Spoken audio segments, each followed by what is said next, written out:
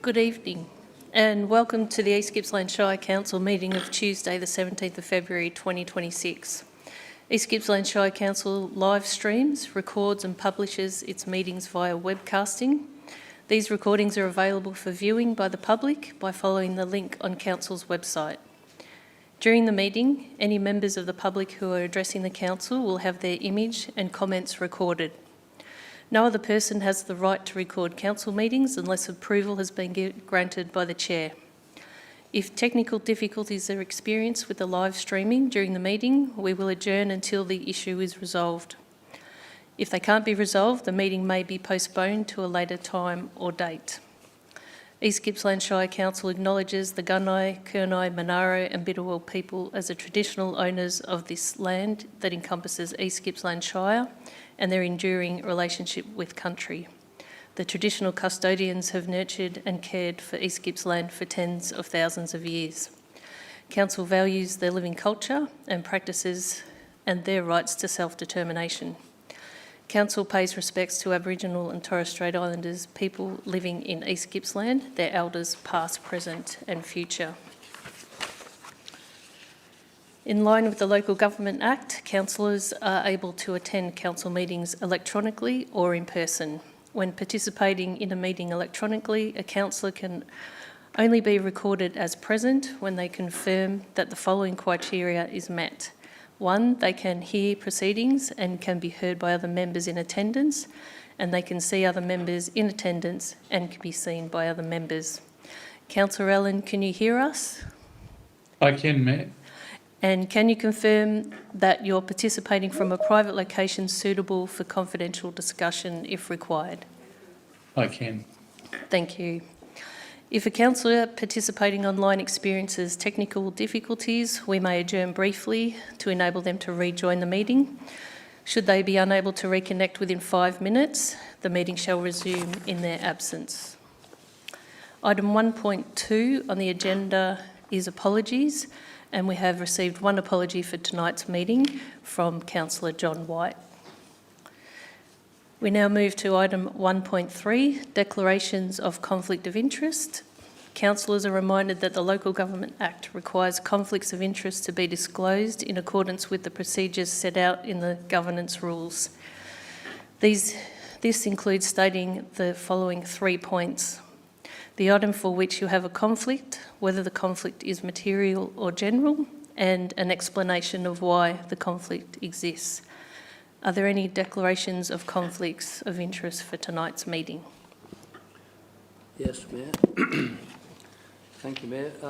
I would like to declare a material conflict of interest in relation to item 5.4.2, Agricultural Sector Advisory Committee Travel Allowance, as I have a family member who is currently on that committee. Thank you, Councillor Travascus. Once we reach the relevant item, those with a conflict of interest must leave the meeting before discussion can begin. You will be invited back into the meeting once the item has been completed. Next on the agenda is confirmation of minutes. Councillors, the minutes for the meeting held on Tuesday the 16th of December 2025 have been circulated to you, and I trust you've all had the opportunity to review them. Do I have a mover to confirm those minutes? Thank you, Councillor Farquhar, and a seconder. Thank you, Councillor Davis. Is the motion opposed? No. Does anyone else wish to speak to the motion? No? Okay. You want to speak to the motion, Bernie, to the minutes? Sorry, Mayor, I thought you were going to ask whether I needed to speak to it, but you need to speak to the minutes. Thank you. Thank you. I'll now put the motion to the vote. All those for? Thank you, councillors. The motion is carried. The next council meeting is scheduled to be held on Tuesday the 17th of March 2026 at the Corporate Centre, 273 Main Street, Bairnsdale, commencing at 6 p.m. Item 1.6 is request for leave of absence. CEO, do we have any requests? Thanks, Mayor. I've received no requests for leaves of absence. Thank you. We will now move to open forum. The first item is 1.7.1, petitions, and there are no petitions on the agenda tonight. We'll now move to the questions of Council. CEO, are there any questions for tonight's meeting? Thank you, Mayor. As advised, there are a number of questions for this evening. I have been asked to read a number of these questions on behalf of the community, and we have a number of people in the gallery who are also wishing to ask questions. With your approval, Mayor, I might move on to read the first of the questions. The first of the questions I've been asked to read is on behalf of Ms. Juliet Koo. And Ms. Koo asks, I understand that social media has been banned, but if a teenager's parents are working late and it's not safe to go out alone, for example to the park, what safe alternatives does the council suggest for the young people during those times? If I may, I'll give a brief response, which will also appear in our minutes and will be sent to Ms. Koo. By way of response, the age restrictions on social media in Australia are federal laws and as such sit outside of Council's control. We do recognise the importance of ensuring young people are engaged in their community and feel safe. We provide and support a range of youth-friendly spaces and services, including libraries with online resources and recreation facilities. There are also many sporting and community groups offering organised programs. For Ms. Koo, I would suggest that our community directory is a great place to start to find out more about the services available. Thank you, Mayor. Thank you, CEO. Mayor, if I may continue, the rest of the questions submitted related to the Bairnsdale outdoor pool. And in the interest of time and due to the number of people present in the gallery, the questions I've been asked to read that relate to the pool will be taken on notice. These questions, if I can sort of summarise them, relate to the impacts of the pool closure on the community, considerations around the facility management and future investment, alternative options for users, alignment with council priorities, and broader issues affecting wellbeing, safety, and the growth and development of the town. I also note, Mayor, that the questions I've been asked to read are very similar in nature to those that will be asked in person by community members present tonight. In addition to these small number of questions we received after the official close-off time, there were a few other questions, and these, along with the questions that we've received on the matter, will be taken on notice, and each submitter will receive a written response, with copies also included in the minutes of tonight's meeting to ensure transparency for the broader community. So with that brief explanation there, I'm going to hand back to you to introduce those that are in the gallery that are wishing to ask a question and that have submitted those questions to us. These will be responded to by our General Manager of Place and Community, who I'll ask to come up to the table as well. Thank you, Mayor. Thank you, CEO. Before we begin, I'd like to remind everyone that when making your address, you show courtesy and respect to the Council, its staff and the processes we follow. We also ask that you take direction from the Chair whenever requested. During public questions, there will be no discussion or debate with attendees. Where a person is making a public submission, councillors may ask questions of clarification only. As Chair, I may need to stop a question or submission if it's deemed inappropriate or not in line with Council's governance rules or the Mutual Respect Charter. Each person addressing Council is allocated a maximum of 5 minutes speaking time. There are a total of 24 public questions for tonight's meeting, submitted by 15 members of the community. 7 people have requested that the CEO present their questions, which he's now done.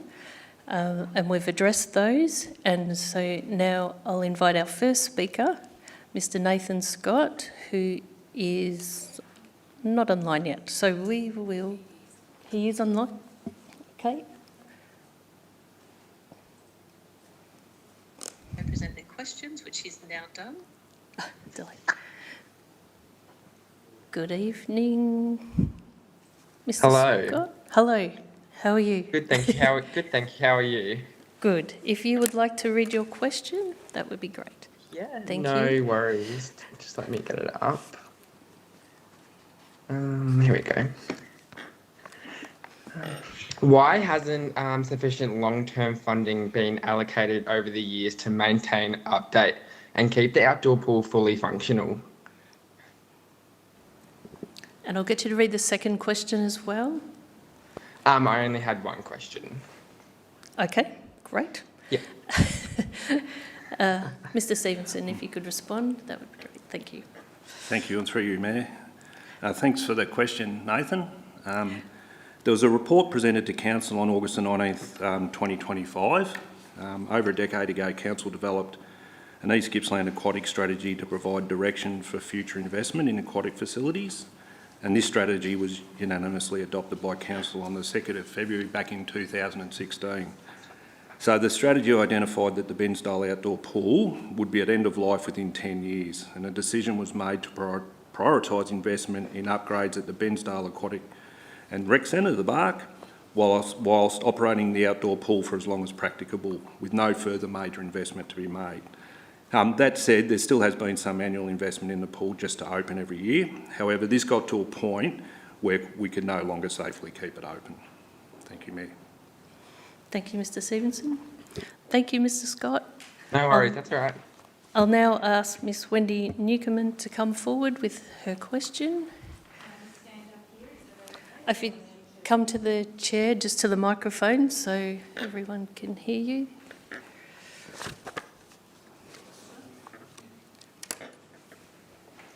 Thank you. We've heard reports that some local schools are not having an annual swimming carnival this year, and some schools are only able to support some of the school cohort to be bused to other towns. Is the council aware of whether all local primary and secondary schools have been able to hold school carnivals in 2026 with all children supported to attend? Thanks for the question, Wendy, and through you, Mayor. We know that the decision to close the pool was going to impact on schools, so all affected schools have worked directly with our officers prior to Christmas to ensure students could continue to participate in school swimming events. Council support included up to $50,000 in subsidies, along with free access to the Bark for schools to conduct swimming trials and student-free swim days, and support for booking other neighbouring facilities if required. And it was made clear to us by our schools that not all students and all schools would participate, but the offer was certainly made to support them. Thank you. Thank you. I'd now ask Miss Andrea Savage to come forward with your question.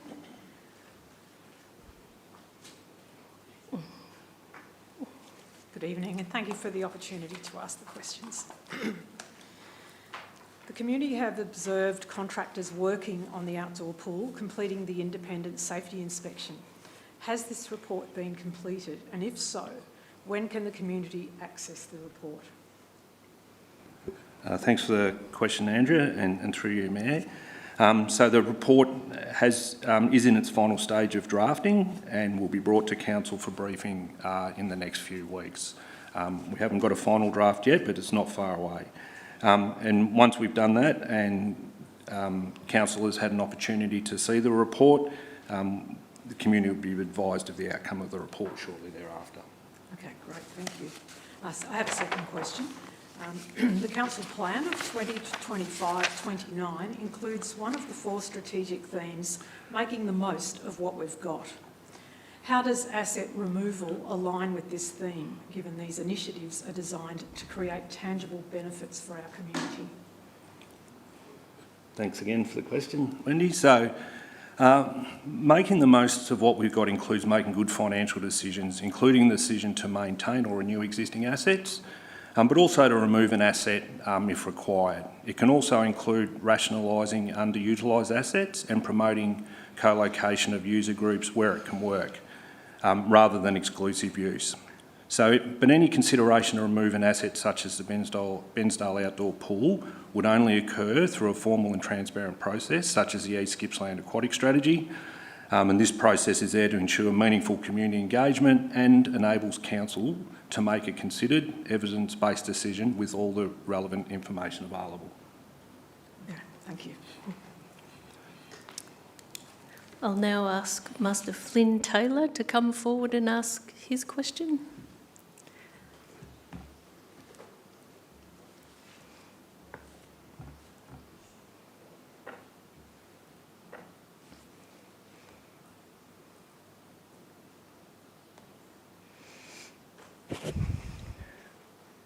I'm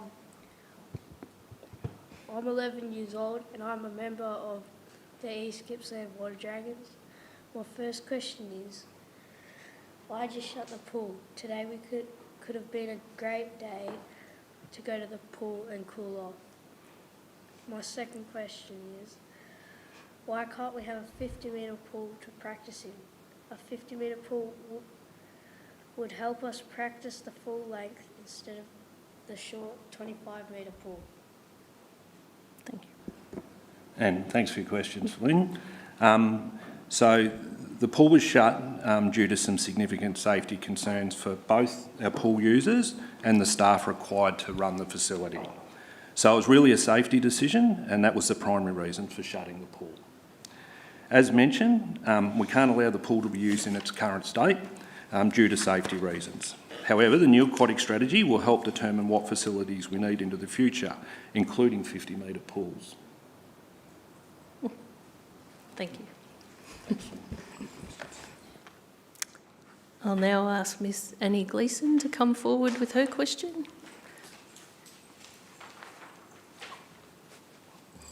Thank you, Mayor.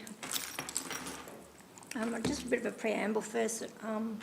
So I wrote, much smaller towns have fully functional outdoor pools. Many people don't understand just how important this facility is to this area. For one, the school and inter-school swim carnivals were held here. Events like that are very important and not able to be held in the indoor pool. It is a popular place for families to meet and spend a day enjoying water play. Question 1, why did the council let the pool fall into disrepair when they knew it needed maintenance? Question 2, why has the pool of one of the highest populated towns in the Shire been let go when much smaller towns' outdoor pools are being boosted and well maintained? Thank you.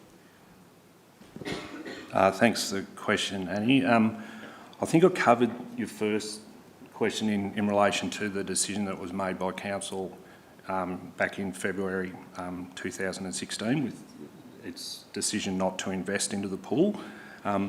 So I'll just, the only other comment I'll make is that that decision was made and officers have worked to that decision. We have invested significant operational funding to keep the pool operating. Officers have worked hard to get the pool up to operational standards each year. However, continuing with the year-by-year maintenance and without the massive, a big investment in it is no longer sustainable, and it does not provide a safe environment for staff or our community. I can't. Yeah, I'll respond. Thank you. Did you answer the second one? Yeah. Yep. Okay. Thank you. I'll now ask Ms Diane Phillips to come forward and ask her questions.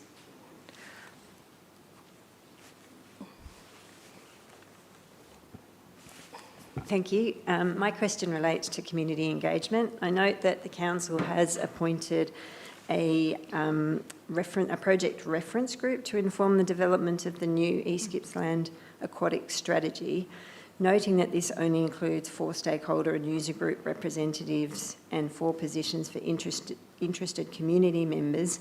How does the council plan to engage the whole community in the development of the strategy and not just the 8 members of the project reference group? And in relation to community engagement, I would ask if I can present the council a gift of a mural that was created by the children of this community in support of the outdoor pool. It's just a picture. We'd just like to present it as a gift to the council to support their efforts in community engagement. Yeah, thank you. Thank you.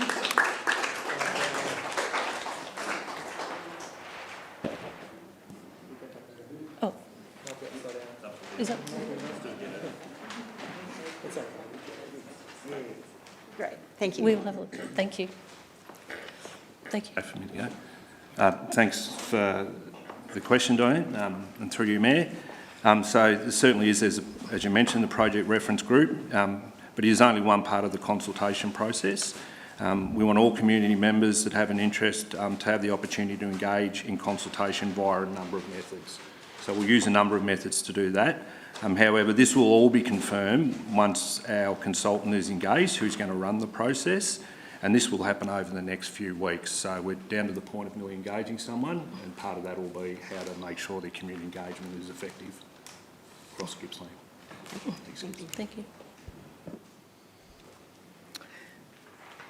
I'll now ask Miss Anne Duffy to come forward with her questions.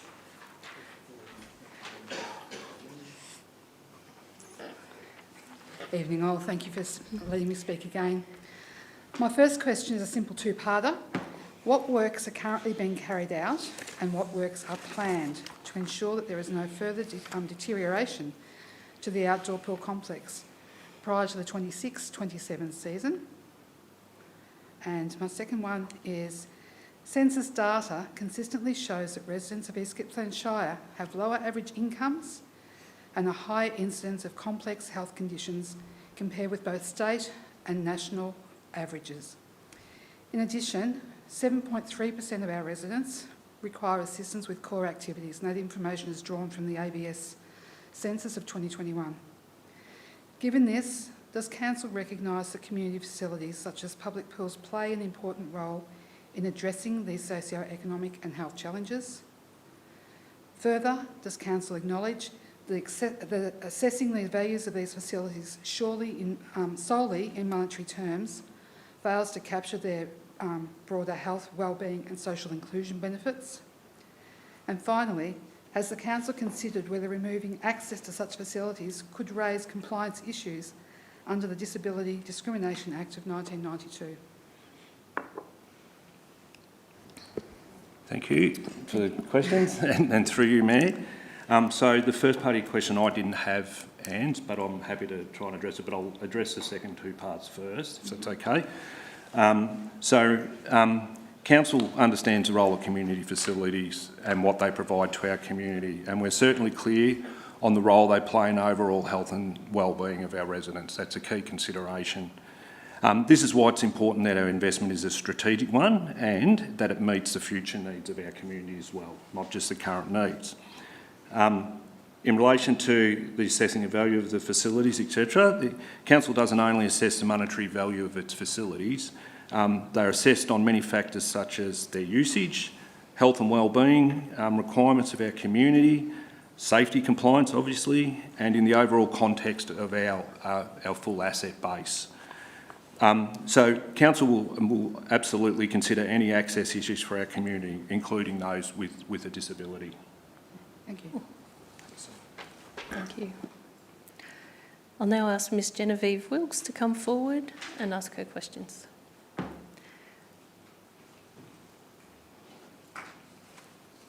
Thank you, Mayor. My question is, will Council consider allocating funds in the upcoming budget planning to complete the necessary repairs to the outdoor pool so that it can open for the 2026-27 summer period? Thanks for the question, and through you, Mayor. So, as we've discussed previously, work is underway to understand the estimated cost to make the site safe. If it is a feasible option, Council will need to determine how to fund the required works. So we still have got to give that report to Council so they can understand what would be required to make the site safe and potentially usable. And certainly this is decisions that councillors would need to make based on all the information we provide them. And my second question is, what modelling has Council undertaken on long-term health costs associated with reduced aquatic exercise opportunities for children, youth, older adults and people with disabilities? Thanks for the question, and through you, Mayor. So Council does have good data on usage patterns across its aquatic facilities and is actively working to offer services for all parts of our community. The new aquatic strategy will need to take into consideration the health and safety benefits of aquatic activities for all of our East Gippsland community, and also add that we also work with our health providers and services to understand their needs and work actively to make sure that we can help accommodate those through those facilities. Thank you. Thank you. Ms Wills, I'll just ask you to stay there for the next part. So the next item on the agenda is 1.7.3, which is public submissions, and we have one speaker attending tonight who wishes to speak about the Bairnsdale outdoor pool. So I'll now invite you to address council. You have 5 minutes to make your submission. A sound will be played at the 30-second mark, just as a reminder. Thank you. Thank you, Mayor. My name is Genevieve Wilkes. I'm the President of Save the Bairnsdale Outdoor Pool, representing thousands of community members who care deeply about the future of this facility. Since August, our group has consulted broadly and deeply across this community. This has been a genuine grassroots effort involving families, seniors, schools, young people and local businesses. We've spoken with most of the vendors on Main Street. Many have displayed our petition and signage, and the response has been overwhelming. Over 2,500 people have signed our petition in support of reopening the outdoor pool. In recent months, it has generally been difficult to find anyone who believes the pool should remain closed. On the 29th of November, in pouring rain and strong winds, more than 150 people attended our public rally in support of the outdoor pool. We heard heartfelt stories, and our children created the mural that we presented to you just now, a clear reminder of what this pool means to the future generation. We are now in the height of summer, swimming carnival season, traditionally the pool's busiest and most valuable time. I know a lot of us would like to be there right now instead of here. Instead, some carnivals are being cancelled or scaled back entirely. Not every child can go along, and families, it's really hard for them to travel to be with their kids during this, what is normally a very fun and celebratory time. In a region surrounded by water, this is not just inconvenient, it's a safety issue. The outdoor pool is not a luxury. It's essential infrastructure for water safety, preventative health, youth development and social cohesion. It provides a safe, cool place during extreme heat. It strengthens Bairnsdale's livability and its identity. We understand that council faces financial pressures, but the real question is not simply, what does it cost to reopen the pool? The question is, what is the cost of not reopening it? Lost local spending and engagement, reduced town activation, lower livability appeal, higher long-term health costs, and the erosion of community trust. This facility was built and paid for by the community. Funding its reopen is not wasteful expenditure. It's investment in economic resilience, public health, and regional competitiveness. And we cannot afford another summer without it. Another summer when our kids miss opportunities to build their swimming skills. Another summer without safe, welcoming gathering place. Another summer where something essential is missing from our town. Save the Bairnsdale Outdoor Pool stands ready to work constructively with Council towards sustainable solutions, and we need your leadership, support, commitment and action. Councillors, this decision will shape how our community feels about its future, and we ask you to fund the pool, reopen it for 2026, and let next summer be one of restoration, not loss. Thank you.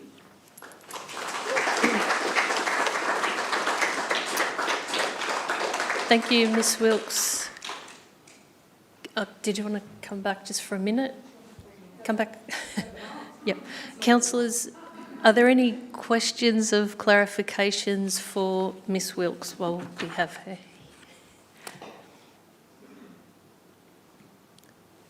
No? Okay. Thank you very much again.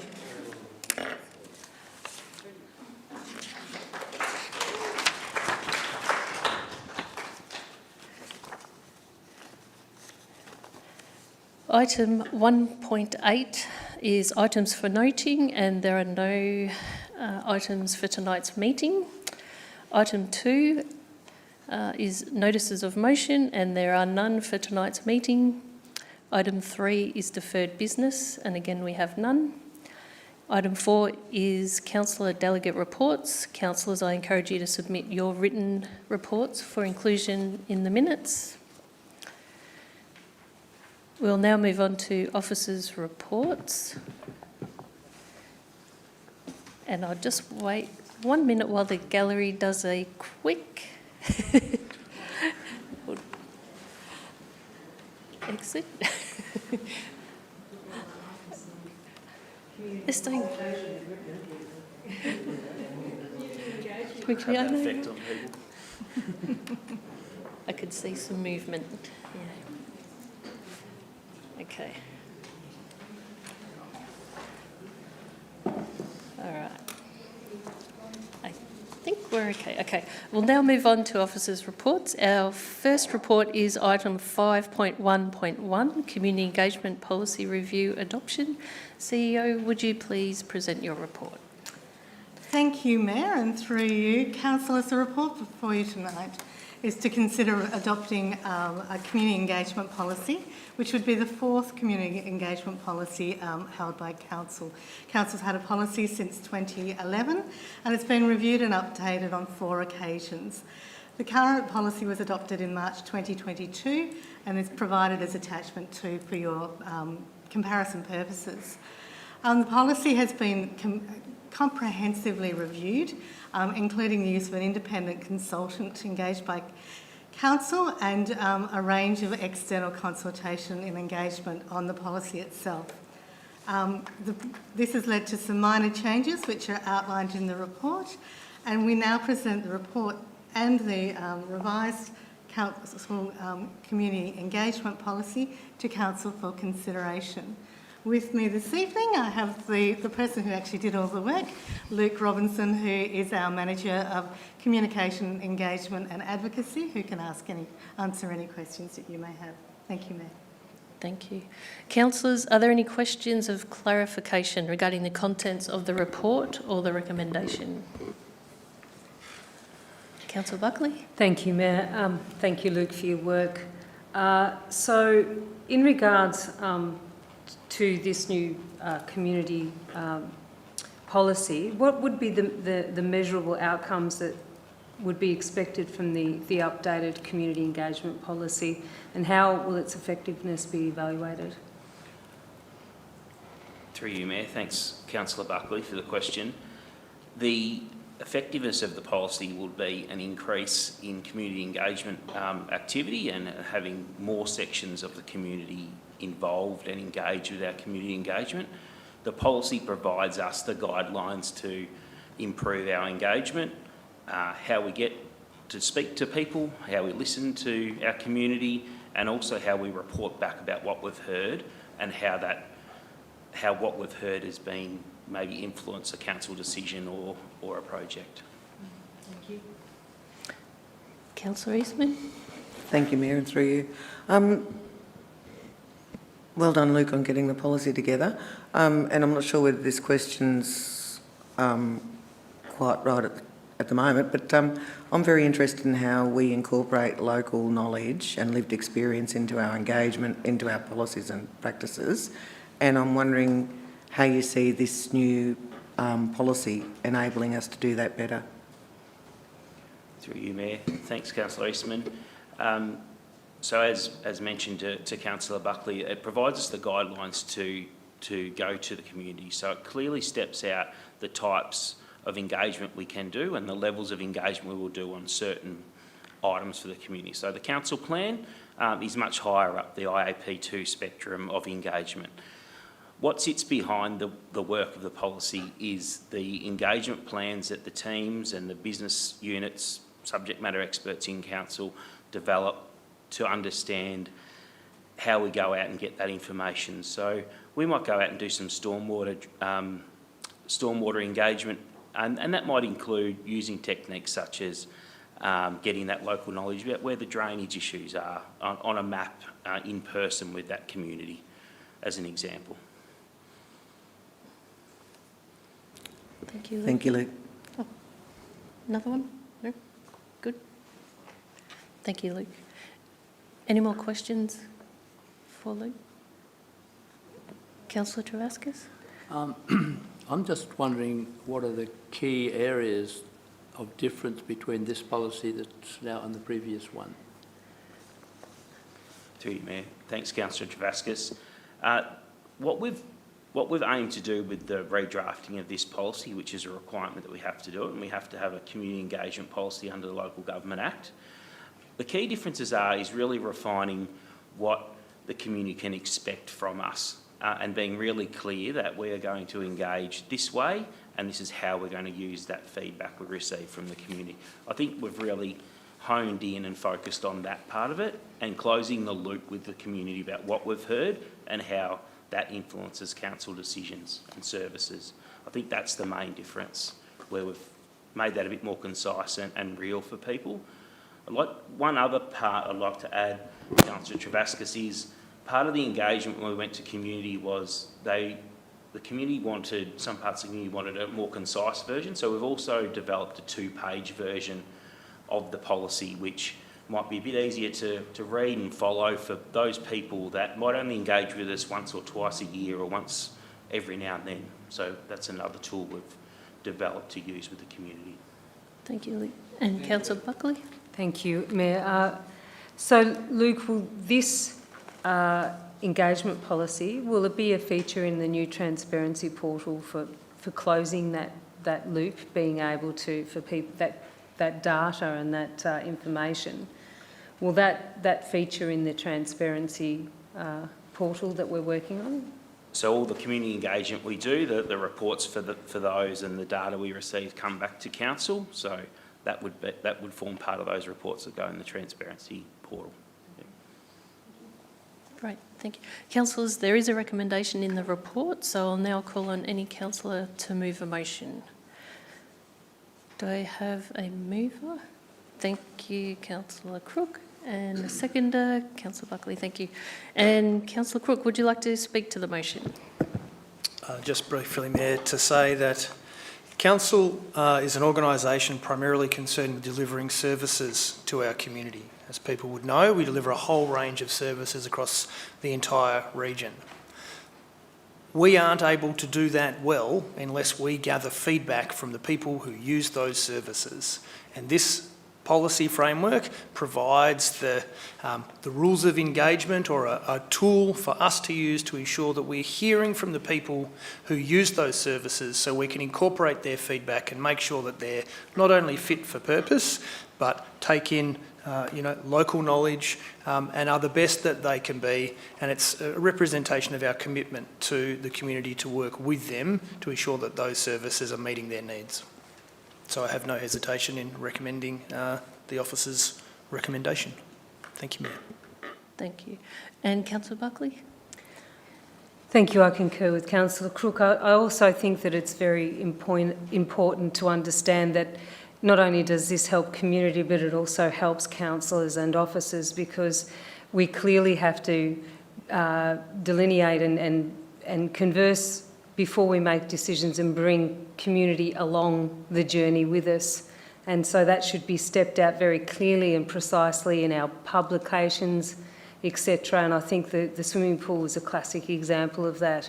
We had a plan in place, but it didn't quite go to plan, and people were guessing and speculating. And I think that having a new community process of engagement gives me a lot of comfort and hope that into the future we'll do much better. Thanks, Luke, for your work. Thank you. Councillors, is the motion opposed? No. Does any other councillor wish to speak to the motion? No, I see none. In that case, I'll now put the motion to the vote. All those for? Thank you. The motion is carried. Thank you, Luke. Thanks, everyone.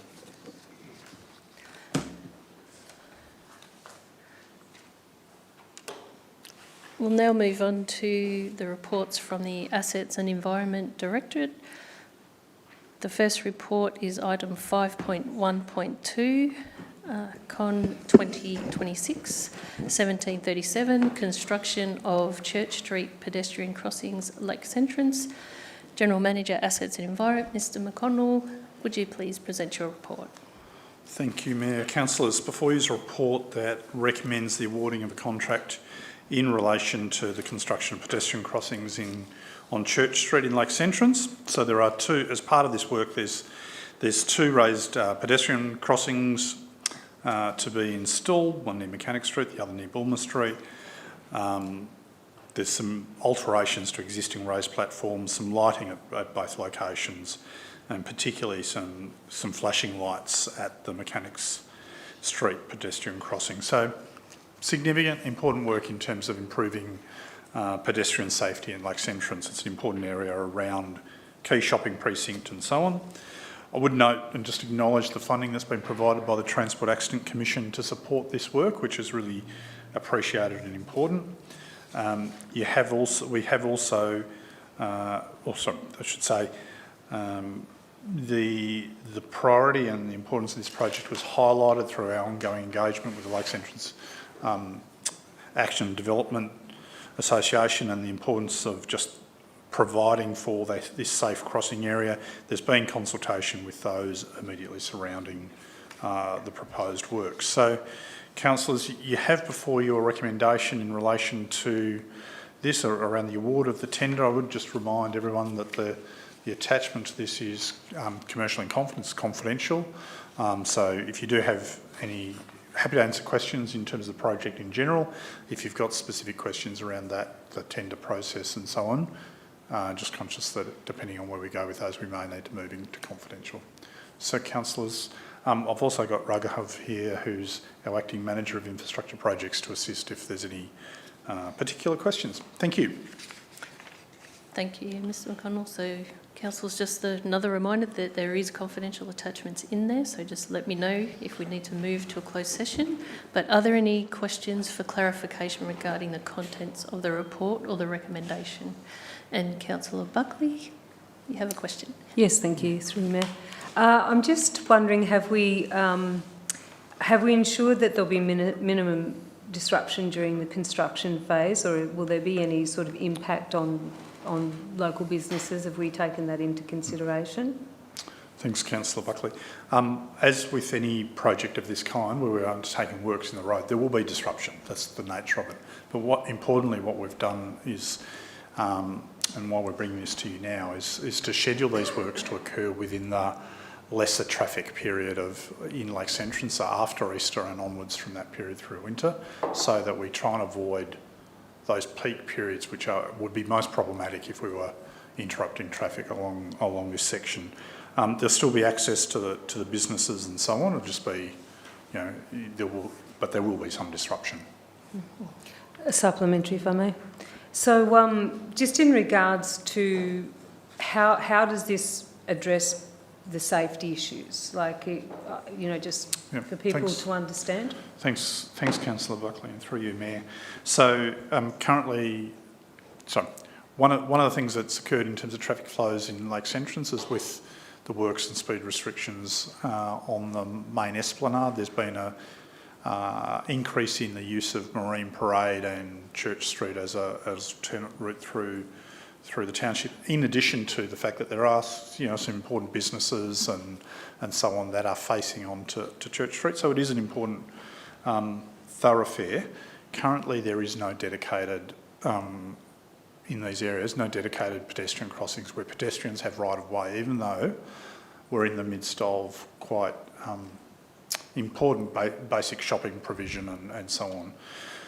There is some traffic calming measures in these areas, some raised platforms, etc., as referred to, but there's nothing that prioritises the pedestrians, and therefore the view is that constructing dedicated pedestrian crossing locations provides that focus on that these are the safe places for pedestrians to cross. Thank you. So before I call for a mover, I remind you that the recommendation must be moved with a blank field completed, clearly identifying the company proposed to be awarded the contract. So, councillors, there is a recommendation in the report, so I'll now call on any councillor to move a motion, and thank you, Councillor Allen. And do I have a seconder for the motion? Thank you, Councillor Crook. And Councillor Allen, would you like to speak to the motion? You want me to fill the blanks first, Mayor? Yes, you would. The motion would be that we accept the tender submitted by Fulton Hogan Industries, and then the rest of that as follows on the screen. Thank you, Councillor Allen. Confirm that's correct? Yes. Yes. Confirmed? Correct. Thank you. And speak to? Would you like to speak to the motion, Councillor Allen? Yes, it's really pleasing to see that finally there is to be pedestrian crossings provided in Church Street.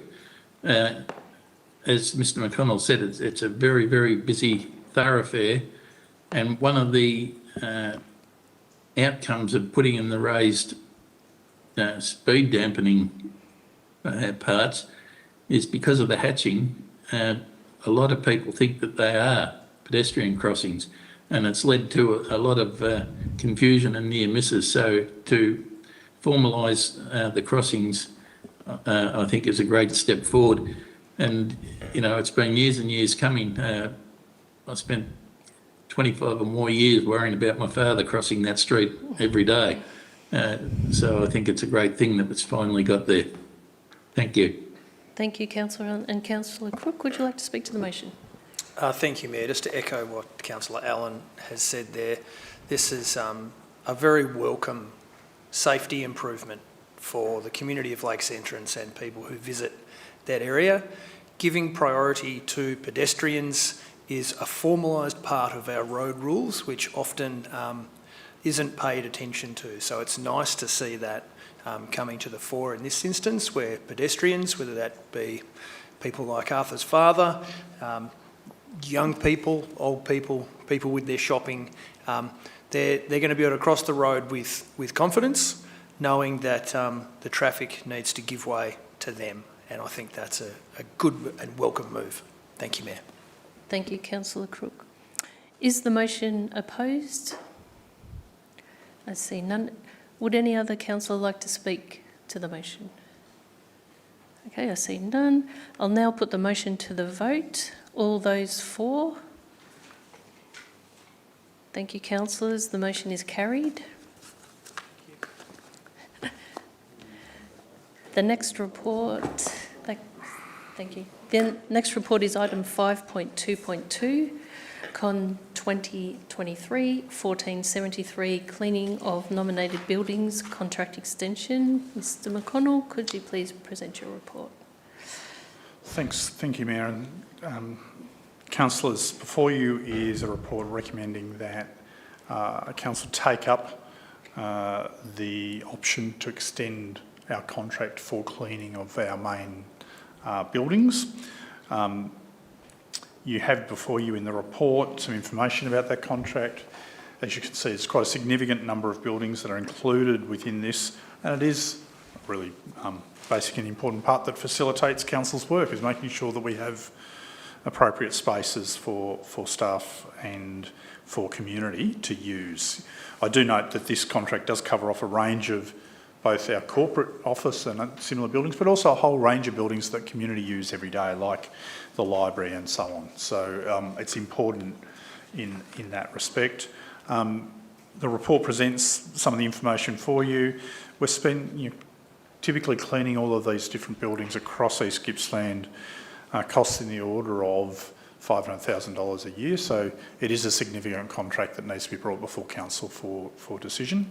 And you have the recommendation there in front of you, recommending that you approve the contract extension, and also authorise the CEO to proceed with the second extension that the existing contract provides for, in the event that we're satisfied in 2 years' time that the performance continues to be at an appropriate standard and continues to represent value for money for council. So, councillors, before you, this is a report. You have the recommendation. Budima, our Manager of Assets and Engineering, is here to assist if there's any specific questions, but you have the report in front of you. Thank you. Thank you, Mr McConnell. Councillors, are there any questions of clarification regarding the contents of the report or the recommendation? Councillor Buckley. Yes, thank you, through you, Mayor. So, thank you very much for this report.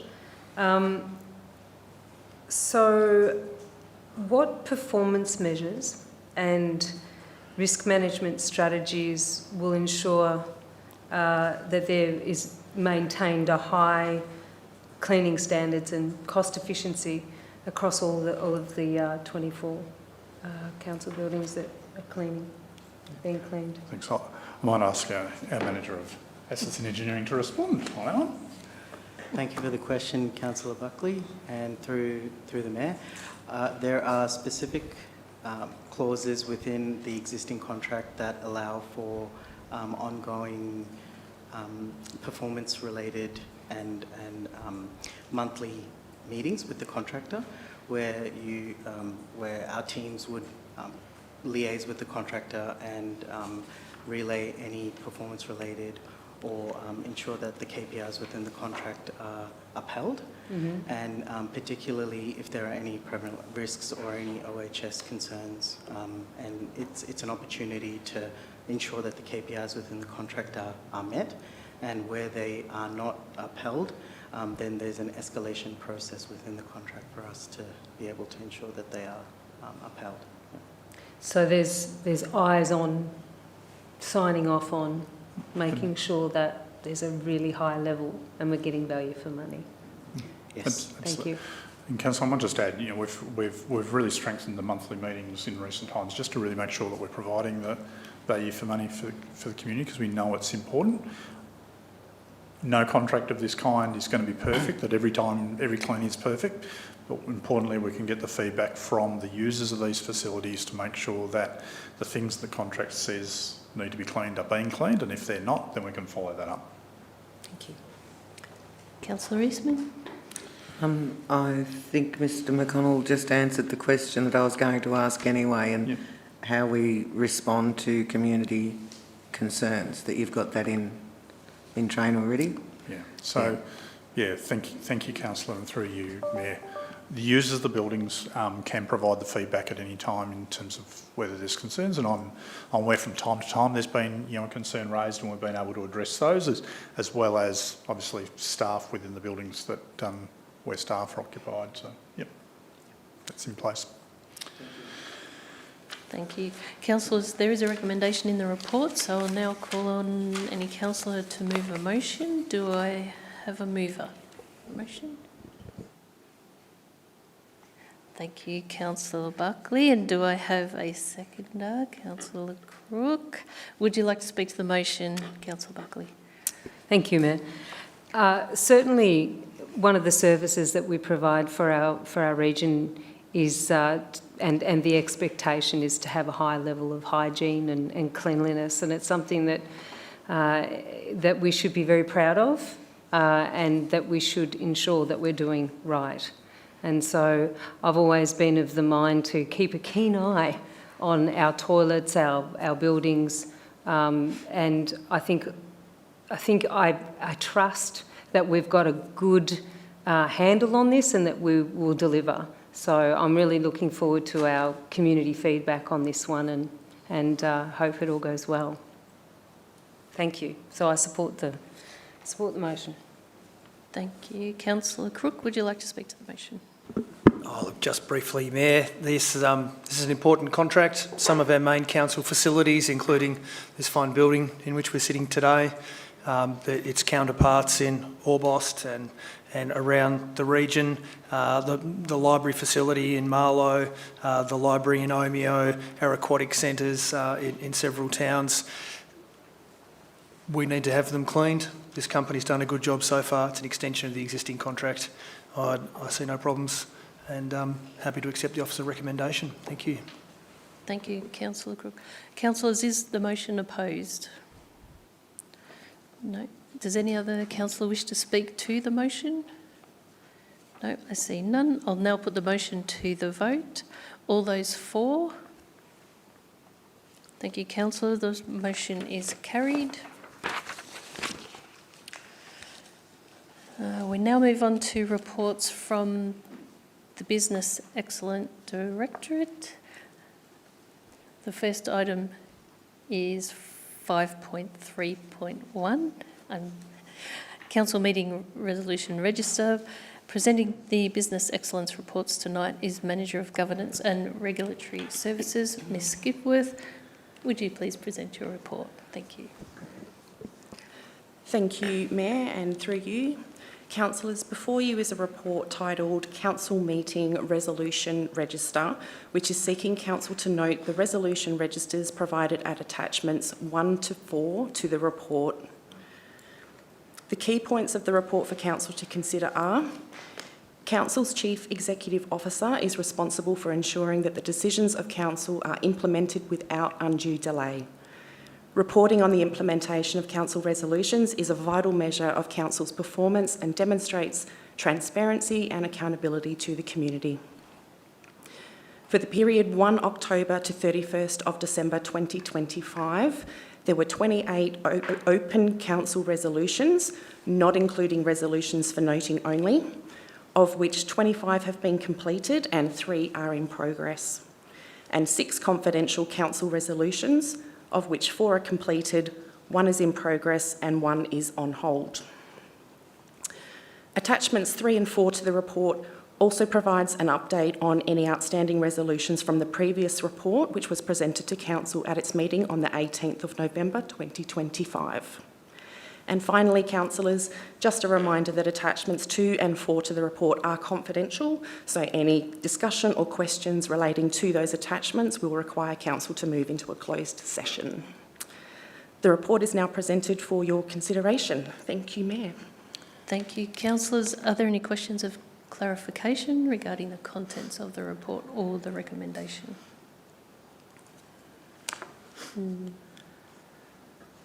Councillor Buckley. Thanks. Thank you. So, thank you for the explanation in regards to how the resolution register, how it should proceed, and I think the transparency and timely completion of our motions is a really important part of the work that we do. When things are on hold or there are outstanding items, how do we manage those and how do we communicate it to the public? Obviously, this forum is one way, but how do we manage those ones that are seemingly very difficult or there's a stop to them, and perhaps that may be more of a question for the CEO? Thank you, Councillor Buckley, and through you, Mayor. Where they are resolutions that are made in the public forum, we would make a public statement or put out some explanation. The one that's on hold here was actually in a closed meeting, so and it was about the complexity of the matter we were dealing with. So we would bring that back to the councillor group, but at that point in time we couldn't make that public because it was a commercial in confidence matter that we were dealing with. So it really depends on the item and the cause of the delay. But certainly if there is a matter that's on hold that has been resolved by council in an open meeting, we would be using our communication channels to explain to the community what was happening, why there was a delay, and what we were doing to rectify that, or when we were anticipating that we'd move something forward. Would that be, if I may, through you, Mayor, would that be through the community newsletter, or will it be through the new portal that we will use those sorts of channels? Is that what you've done in the past? I think so, and I think if I can, through you, Mayor, it really depends on the matter at hand, how we communicate it. If it affects a small group, we'd probably go to that small group, or if there's a project reference group, we'd go back to that group. If it's a broader matter with broader community interest, then we'd use some of our broader communication channels. So Council this afternoon has adopted the updated communication and engagement policy, the engagement policy, and that gives us some of those tools that we can use depending on the matter that we're dealing with. So yes, if it has broad community interest, we would use our either our social media or media releases. Otherwise, we might go back to a community group. We might use our community facilitators and the like. So depending on what it is, really trying to make sure we've got the right tools that we're using at the right time to convey our messages. Thank you. Thank you. Councillors, there is a recommendation in the report, so I'll now call on any councillor to move a motion. Thank you, Councillor Crook. And a seconder. Thank you, Councillor Davis. Councillor Crook, would you like to speak to the motion? Just briefly, Mayor, to say, look, the role of council is really to provide good governance in its district for the benefit and well-being of our community. And council has to perform this role in accordance with the overarching governance principles as set out in the Local Government Act. One of these principles states that the transparency of council decisions, actions and information is to be insured, i.e. we must do that. The reporting of council resolutions is essentially a vital measure of council's performance, and it provides the information it needs to demonstrate that transparency and council's accountability to the community for the decisions that it makes on its behalf. So I have no hesitation in moving the officer's recommendation. Thank you, Mayor. Thank you, Councillor Crook. And Councillor Davis, would you like to speak to the motion? No, thank you, Mayor. Just except to say that, Councillor Crook covered that very well. Thank you. Thank you. Is the motion opposed? I see none. Do any other councillors wish to speak to the motion? I see none. I'll now put the motion to the vote. All those for? Thank you, councillors. The motion is carried. The next report is item 5.3.2, Annual Insurance Renewal 2026-27. And Ms Gipworth, would you please present your report? Thank you, Mayor, and through you. Councillors, before you was a report titled Annual Insurance Renewal 26-27, which is seeking approval of an exemption from Council's public tender requirements for the JMAP Industrial Special Risk Policy, which is Council's asset protection, and the Municipal Association of Victoria, or MAV, LMI, which is our public liability and professional indemnity policy. The key points of the report are Council renews its insurance portfolio annually by the 30th of June. Insurance is procured through established brokerage and collaborative procurement arrangements, which include JLT and MAV Insurance, both of which undertake market testing on Council's behalf to leverage their collective buying power to achieve value for money. Two policies in Council's insurance portfolio typically exceed the CEO's financial delegation threshold, being our JMAP Asset Protection Policy and our MAV Public Liability Policy. The procurement policy, which was adopted in December of 2025, sets out the types of exemptions that can be applied in certain circumstances, and council approval is required where the procurement value is above the CEO's financial delegation. The relevant exemptions being sought for these policies include insurance where sourced through brokerage services and collaborative procurement arrangements. In October 2025, Council remade the S5 Instrument of Delegation, authorising the CEO to approve payment of non-statutory insurance premiums within the approved or revised budget, with councillors being advised of the amounts paid. A total insurance budget of $2.318 million, excluding GST, has been allocated for 26-27 financial year across the entire insurance portfolio, which reflects our anticipated market increases and volatility. Should final premium outcomes exceed the approved budget, a further report will be presented to Council in accordance with the updated delegation framework. The report is now presented for your consideration. Thank you, Mayor. Thank you. Councillors, are there any questions of clarification in regard to the report or recommendations? Thank you, Councillor Buckley. Through you, Mayor. Thank you very much for that. So how does the exemption from the public tender for insurance procurement ensure competitive pricing and adequate coverage and risk mitigation given the 20% budget increase for 26-27? I might have to take part of that on notice. If we go back to the first part of your question, as I mentioned in my speaking notes and in the report itself, we use sector-wide brokers for the bulk of our insurance portfolio, with only two policies coming from the MAV insurance scheme, which is our public liability and our commercial crime fund. So they undertake the market testing on council's behalf, leveraging their buying power, because 95% of Victorian councils use their services. So they have extensive buying power across the market. Do we have confidence in the MAV insurance programs considering the past experiences that we've had? Yes, I absolutely do. There's some differences between the two schemes, but I don't have those details in front of me to be able to answer that question tonight, so I'll have to take that one on notice. Thank you. I look forward to hearing those.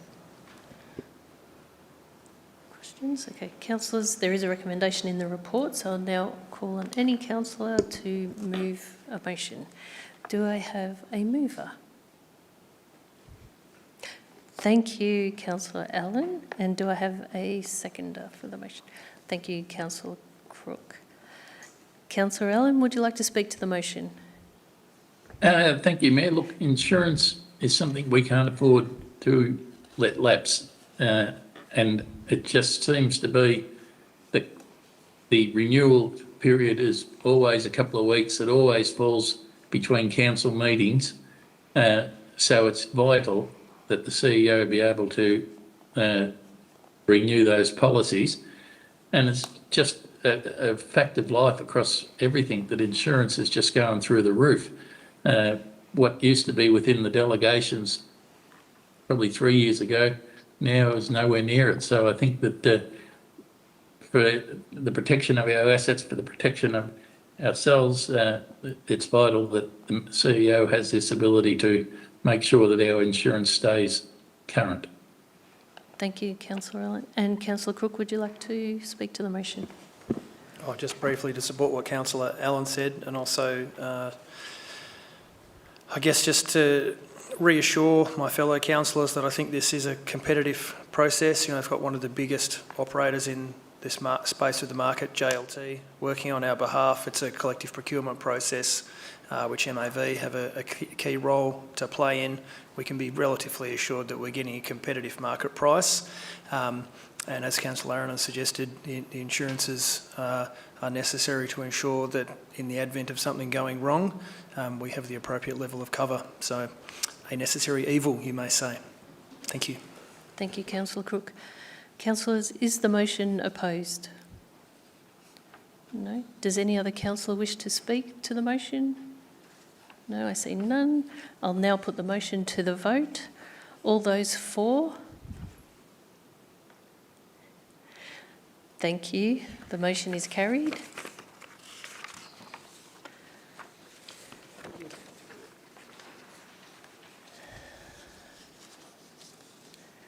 We'll now move on to reports from the Place and Community Directorate. The first report is item 5.4.1, Planning Scheme Amendment C159EGIP, Update Erosion Management Overlay Schedule. General Manager for Place and Community, Mr Stevenson, would you please present your report? Thank you, Mayor. So, councillors, before you is a report titled Planning Scheme Amendment C159EGIP, Erosion Management Overlay. So this amendment proposes to update the schedule to the erosion management overlay to improve the control using a risk-based approach that is consistent with other parts of the state. The amendment was exhibited from the 16th of October until the 28th of November 2025, and one submission was received. The submission was requesting some changes to the permit exemptions, and based on advice from the consulting engineer, these changes were able to be made and the submission was resolved.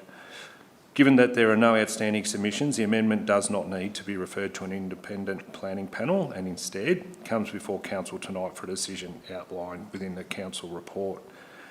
If the amendment is approved, it presents a positive step in removing some unnecessary red tape from the East Gippsland planning scheme and will ultimately reduce the burden both on councillors and landowners. Also present tonight is the Acting Manager for Planning and Development, Kalindi Chester. So this report is presented to you for your consideration. Thanks, Mayor. Thank you.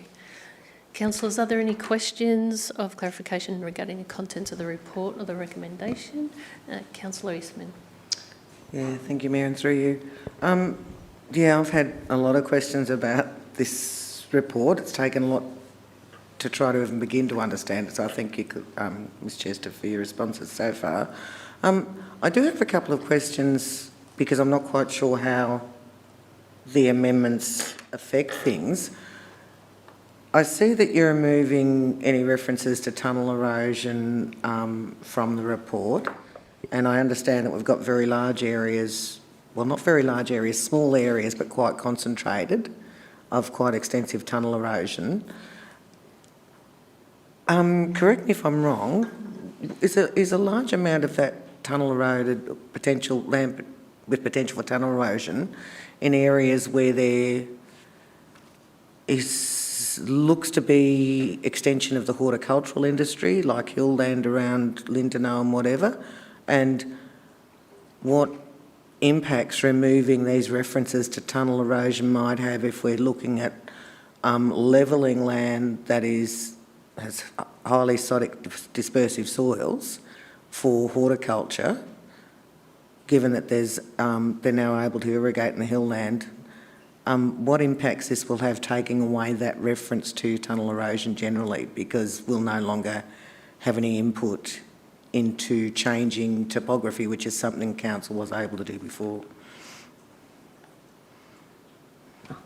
Yeah, thank you. Thanks for your question, Councillor Eastman, and through you, Mayor. So just to clarify, we're not removing references to tunnel erosion. The previous mapping amendment that was done by the Department of Transport and Planning was unable to map the entirety of the known tunnel erosion, and I'll just read from the report as to why. So GHD said that whilst it was the tunnel erosion work that was done by DPI back 30 odd years ago was still the best available information. However, they did not have enough data to provide accurate digitised maps.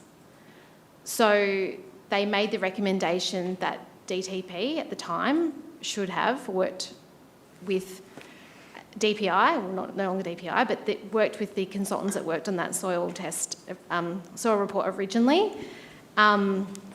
to get more accurate data so that maps could be produced. DTP did not do that. So the mapping project left us with about 5% of our known tunnel erosion unmapped. So the other 95% is mapped because it also is overlaid with other erosion risks. So you're right, there's about 5% of tunnel erosion not mapped in and around Glen Allerdale. In terms of your comments about horticulture and agriculture wouldn't trigger a permit under the erosion management overlay even if it was mapped. So it's what the erosion management overlay is looking at is use and development, and it's mainly structures and things like swimming pools and buildings and dwellings and that sort of thing, and how that interacts with the risk. So we wouldn't necessarily see permits or see any triggers under agriculture or horticulture. Sorry if I may continue? So you might be able to help. What agency, authority or department would be responsible for ensuring things like massive dams for off-river storage aren't creating erosion problems? So dams of certain sizes would be triggered under the erosion management overlay, but sorry, I probably misinterpreted. I assumed you meant farming, pasture, planting, seeding, that sort of thing. That wouldn't trigger a planning permit. Yep, but dams, swimming pools, sheds, those sorts of things would. But again, I'll reiterate. Air roads too? Yep.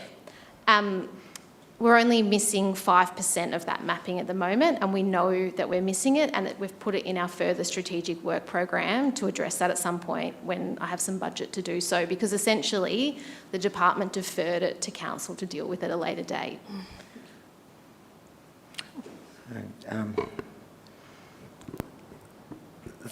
Thank you, Mayor. I do have a lot of other questions. I realise they could go on forever. But the 5% that you're missing, do you think sometimes you're better having less than perfect of what you've got rather than perfect of what you haven't got when you... Thank you, and through you, Mayor. I don't think it's good practice when two sets of consulting engineers have said the data's not good enough to produce the maps and produce the control for this, you need further work. That would be, I'd say, rather reckless, for want of a better word. So I think we need to do the further work to get the mapping right. But I think also to clarify, this particular amendment we're dealing with tonight isn't dealing with the mapping. DTP did that back in 2024, and yes, that small 5% piece that's missing is further work for us to do. But the amendment in front of you is trying to actually make the control stronger and more stringent and risk-based than what we currently have, which will mitigate our risk with things that you describe where the EMO is present. Thank you, Ms Chester. Councillor Buckley. Thank you, through you, Mayor. I have a bit of a broad scoped question. So how will the revised EMO schedule and incorporated document improve risk-based planning, reduce unnecessary permit triggers, and address feedback from public, exhibition and referral authorities? Thank you, Councillor Buckley, and through you, Mayor. So I'll address that each individually. Yep. So in terms of removing red tape, our current control is slightly ambiguous, and currently we are triggering permits for all sorts of weird and wonderful things. It might be a carport. It might be a small extension to a dwelling. So in order to stop that from happening, which is obviously a burden for not only the applicant but also council and creates cost, we decided to have it reviewed. In terms of the risk, whilst having it reviewed, we looked at what other contemporary EMOs looked like across the state, so some that had been implemented in the last 2 or so years. And they took this exact approach of refining the control itself, so triggering, being very specific about what needs a permit and what doesn't, and then by way of that incorporated document, requiring a certain level of information that is prepared by a suitably qualified engineer that can certify that if you are triggering a permit, they can certify that it's able to be managed, the risk is able to be managed. If they're unable to provide that, then the answer to the planning application must be no, because the risk is too high and it's unable to be mitigated. It's also helpful because it is getting rid of the frivolous things, low impact, low risk, no longer will require a planning permit, but the high risk stuff will, and the level of documentation required is higher. And more there was expensive? a third part. Potentially slightly more expense. Yeah. But again, it's about the risk. We can work with applicants because of the mapping project the DTP did, despite the fact they missed the 5% of the tunnel erosion. It did strip back a lot of unnecessary mapping, and there's a lot of properties where it's partially affected. So potentially you can put your swimming pool or the dam outside the EMO, which also then takes away the need for a planning permit and reduces the risk. So we can work with applicants on better siting things or how best to address that on a case-by-case basis to try and potentially work around some of that stuff. You don't always need a permit because you have a patch of EMO on your land. Okay. And there was a third part to your question, but There was a third part. Just basically, how does it address feedback from the public and exhibition and referral authorities? So I guess it was that part that how did we go with engaging and all that process? On the amendment, on the proposed amendment in front of us? Yeah. So we used our usual tools of Your Say and the website over a period, I think, of 5 or 6 weeks. We did contact some local consultants and ask for their feedback, the people that deal with this stuff all of the time. I had some face-to-face meetings with those. We had it on social media that it was open and available, media release, newspaper, the usual channels. Not a lot of feedback, I suppose. I think council probably got more inquiries when DTP did the mapping amendment than they would have with the actual control. So, yeah, there wasn't probably a lot of traffic. But we did that piece, so that's our statutory obligation, I guess. But yeah, so we did what we had to under the Act. We made it slightly longer by I think about 2 weeks, and we added on a few things like social media and the Your Say page, and thank you. No worries. Councillor Travascus, you have a question? Thank you, Mayor. I'm just wondering about what sort of soil types, or how do you actually work out what is tunnel erosion likelihood in the area? Thank you for your question, Councillor Travascus, and through you, Mayor. So we relied on a study. So I'll go back a step. DTP commissioned GHD, who's an engineering firm, amongst other things, to do a peer review of all the historical information. So there's quite a lot of soil testing that Department of Primary Industries did, and DSC, and all the various iterations of that state government department. So they peer reviewed all of that, and they did a report which essentially profiled all of that work and brought it together to make some recommendations. My role is I can't, I guess, assess that per se, so I rely heavily on that report. That report was then given to our consulting geotechnical engineer to write the proposed erosion management overlay control that you see as part of this amendment. So 100%, it's not in my remit. I have relied heavily on 2 different sets of consulting engineers to help us. Thank you. Councillors, there is a recommendation in the report, so I'll now call on any councillor to move a motion. Do I have a mover?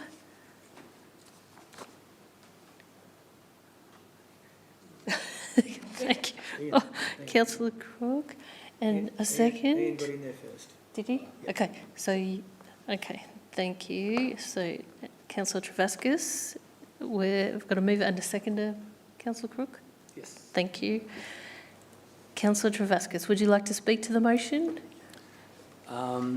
Yes, I'm not totally aware of it, but I'm very confident in your staff that they're on the right track. We haven't had tunnel erosion in our property. Other places do have it. When it happens, it's very damaging. But if we're trying to label every property around the area as a potential for tunnel erosion, that causes a lot of problems. So I think it's good that we have a precise and sensible kind of a system to work on that. Thank you.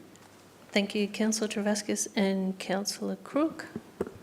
Yes, thank you, Mayor. Look, this is really seeking Council's approval to lodge a planning scheme amendment to the Minister for Planning for approval in accordance with our requirements under the Planning and Environment Act. And what it's really trying to do, councillors, is streamline a bit of the process. Currently, if you want to build a road or a dam or a building in some of these areas, if you fall within what is a very large erosion management overlay, you have to get expert advice on how you're going to manage that risk, and you need to go through a planning approvals process. What this amendment seeks to do is to have a more data-driven approach, which narrows down those areas which are considered higher risk within the landscape, and they're more likely to be on highly erosive soils. And we have heard tonight that it's not a perfect process. There are some areas that sit outside the existing modelling or the mapping, but it's really looking to remove the regulatory burden on people looking to develop land and seeking planning permission from having to go through getting detailed reports on things that don't necessarily present a very high risk or in fact any risk at all. So it's making sure that those people who need to do that further work through the planning permit process are required to, and are required to get expert geotechnical advice to make sure that what they're building is safe and doesn't impact on other land users or the environment. And when they don't need to do that, then they don't need to go through that same process and they don't have to pay the associated fees. So I think it's like lots of things in planning, it's not a perfect solution, but it's a good step forward, and it will reduce the amount of money that a lot of applicants would have had to pay in the otherwise older system. So I'm happy to move the officer's recommendation. Thank you. Thank you. And is the motion opposed? Councillor Eastman, would like to speak against the motion? Thank you, Mayor, and through you. Whilst I acknowledge there's been a lot of work done to reduce the regulatory burden or the administrative burden in relation to erosion management, the purpose of an EMO, I understand, is to protect what we do have and to address any medium to high risks in relation to geotechnical stuff. I cannot understand why we need to keep what we know about tunnel erosion, which affects a very small percentage of our area, while we need to keep that out. I'd be very happy to support the motion if it included the mapping that we do have in relation to tunnel erosion. What worries me is that by removing it, you're leaving no option for it to be addressed in relation to any major developments that are coming up, any major dams that are coming off rivers and whatever, that may be in those areas subject to tunnel erosion but don't impose a high or medium to high geotechnical risk otherwise. I can't work out how you're going to address those, and it concerns me that we could end up creating all sorts of polluting problems in regard to the river and whatever if we allow unchecked some of those developments to go ahead. I could be wrong on it, happy to acknowledge if I am, and I'm probably only one person with concerns about it. I appreciate the work you've done, but I think it's a lost opportunity to not include what we already have in the mapping. Thank you. Thanks, Councillor Eastman. And would anyone like to speak for the motion? For the motion. Thank you, Councillor Buckley. Yes, thank you. Look, I acknowledge Councillor Eastman's concerns in regards to that small percentage. I do feel comforted, though, that you've given us some assurances that that will be something that you will look towards doing into the future, and perhaps it may give Councillor Eastman an opportunity into the future to move a motion to ensure that that happens, or we look at it when we're revisiting this. But I think what this recommendation comes to the heart of is that councillors, when we originally started working together, we had a very strong feeling about ensuring that we lessen red or green tape and did it in a way that was still very responsible. And I think we're working towards that, and it's noted that there's some concerns around that small percentage that still needs to be accounted for. So I acknowledge that, and I think that that's something we won't take our eye off the ball there. However, I will support this motion because I do believe that if we can give the necessary tools to expedite our planning department, that's what we need to do, because our planning department deserves that so that they can meet our expectations. Thank you, Mayor. Thank you, Councillor Buckley. Would anyone else like to speak against the motion? No, others shaking his. Okay, and Councillor Travascus, would you like the right of reply? Was he saying? Let me just check. Councillor Allen, were you saying yes to speak to the motion? I wanted to just speak for the motion. You want to speak for the motion? Okay. Yes. I'll let Councillor Allen go first for the motion, and then I'll come back to Councillor Travascus. Thank you, Councillor Allen. When I first came on council some 5.5 years ago, planning was the major issue for a number of people, and anything that we can do to simplify the process has got to be a positive. And I believe that this is not an insignificant piece of work that's being done, and the fact that it streamlines approval processes and cuts red tape, I think our planning department need to be commended on the work they've done. So I will support this motion. Thank you, Councillor Allen. And Councillor Travascus, a right of reply? I don't think I need to add anything to what I've said already. Thank you. Thank you. I'll now put the motion to the vote, councillors. All those for? Thank you. And those against? Thank you. The motion is carried. Councillor Travascus, thank you. The next item on the report is 5.4.2, Agriculture Sector Advisory Committee Travel Allowance. And Councillor Travascus has declared a conflict in relation to the item, so he's now left our meeting room. Mr Stevenson, would you please present your report? Thank you. Yeah, and thank you, Mayor. So, councillors, before is a report titled ASAC Committee Members Travel Allowance. Council is asked to approve the introduction of a travel allowance provision in the Agricultural Sector Advisory Committee Charter. The allowance would enable reimbursement of reasonable out-of-pocket travel costs incurred by external independent industry members attending ASAC meetings. ASAC meets 4 times per year, with meetings commencing at 8 a.m, and includes 10 external industry members representing a wide range of agricultural industries and locations across East Gippsland. To avoid disadvantaging members from outer reaches of the Shire, the proposal includes fuel reimbursement for members residing more than 60 kilometres from Bairnsdale and accommodation reimbursement for members residing more than 90 kilometres from Bairnsdale, where overnight stay is required. The estimated annual cost for travel allowance is up to $2,880. This is based on 4 meetings per year, and this cost would be absorbed within the existing agricultural industry economic development budget. So if approved, Council will also be asked to endorse amendments to the ASAC Charter, which include some additional administrative updates, and delegate authority to the CEO to implement and communicate the decision. So the report is presented for your consideration. Thanks, Mayor. Thank you, Mr Stevenson. And questions of clarification? Councillor Crook. Thank you, Mayor, and thanks for the report, Mr Stevenson. I just wonder if you could clarify for me the cost that was quoted. Is that the entirety of the cost? That's for all its members over a full calendar year? Yes. Okay. Yep. Seems quite cheap. Thank you. Thank you. Any further questions? No, I see none. Do I have a mover for the motion? Councillor Crook, and do I have a second?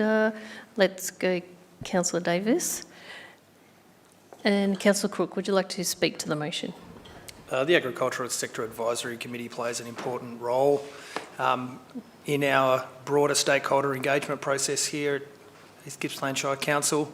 We know that there's a range of issues facing our agricultural producers, which unless you're on the ground and involved in those enterprises, you wouldn't necessarily be aware of.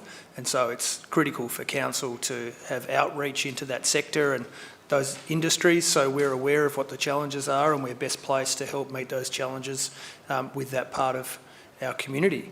So this is a welcome measure to ensure that those people who are voluntarily contributing their time to that process are adequately recompensed in terms of their travel and where required overnight stay. And I have no hesitation in recommending the motion before you. Thank you, Councillor Crook. And Councillor Davies. Thanks, and through you, Mayor. Just to say, look, anything to, make it easier for ASAC members to attend meetings and have an input. I think anything that, gives community members right across East Gippsland access to this, especially in the agricultural sector, is a benefit. So, thanks, Chris. Thanks for the information. Thank you, Councillor Davies. Councillors, is the motion opposed? Oh, you've snuck in there. Councillor Eastman, you have a question? No, I'd just like to add something to great. the other said. Okay. Sorry. For or against, that's what I For. was... For, perfect. So I'd like to support the motion. I think it's really important that our ASAC committee has a greater representation from as broad an area across the region as possible. It's very difficult for people from outlying areas to get to these type of meetings, and I think we need to do everything we can to encourage them to do so. And it's a very small price to pay for that representation. Thank you. Thank you, Councillor Eastman. Do any other councillors wish to speak for the motion? I see any would like to speak against the motion? No? Okay, I'll now put the motion to the vote. All those for? Thank you, councillors. The motion is carried. And we'll just get Councillor Travascus to come back in.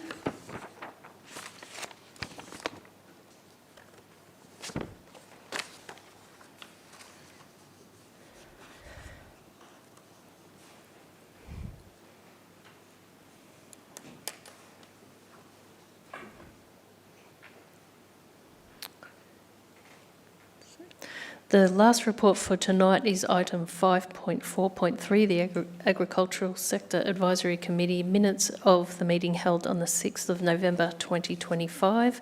Mr Stevenson, could you please present your report? Thank you, Mayor. So this report presents the unconfirmed minutes of the Agriculture Sector Advisory Committee meeting held on Thursday the 6th of November 2025 for Council to receive and note. ASAC continues to provide advice, guidance and recommendations to Council on matters affecting the agricultural sector and farming communities across East Gippsland in accordance with its charter. ASAC discussed the following items of note: biosecurity preparedness, including an update from Agricultural Victoria on avian influenza, H5N1. Member feedback was sought to inform Council's pest animal advocacy work and broader regional agricultural priorities. Water security was a key focus, including investigation of on-farm water storage and potential pilot opportunities. And Council sought ASAC advice on the Gracemere plantation application and received an update on the East Gippsland Live Exchange review also. So the minutes are for noting by Council and will be confirmed at the next ASAC meeting next Thursday, the 26th of February. So the report is presented for your consideration. Thank you, Mayor. Thank you. Councillors, are there any questions of clarification in regard to the report or recommendation? No. Could I have someone to move the motion? Sorry, Mayor, if I may just A question? go back to a question. Question? Yeah. Yep. Councillor Buckley. Yes, thanks for that. The question that I want to ask, and maybe it's one that you may have to take on notice because you may not know, but the Great Outdoors Task Force that was raised in this, do we still have any information in regards to that? I suppose it's not, well, Probably, it's just an item. Yeah. I'm happy to brief councillors at another time on that matter. Yeah. Councillor, probably not something that's been brought up in the Great Outdoors Task Force, except for probably the relationship to the feral species management and the like. So. Yep, thank you very much. Thank you. So, councillors, there is a recommendation in the report, so can I have someone to move a motion? Thank you, Councillor Travaskis. And a seconder for the motion? Thank you, Councillor Davies. Thank you. Is the motion opposed at all? No? Okay. Councillor Travaskis, would you like to speak to the motion? Yes, I just think it's a necessary thing that we have reports from such committees as the Agricultural Committee. There's so much of our income as a shire and whatnot comes from the agriculture, and we just got to take notice of what's being raised and listen to farmers. Thank you. Thank you. And Councillor Davies, would you like to speak to the motion?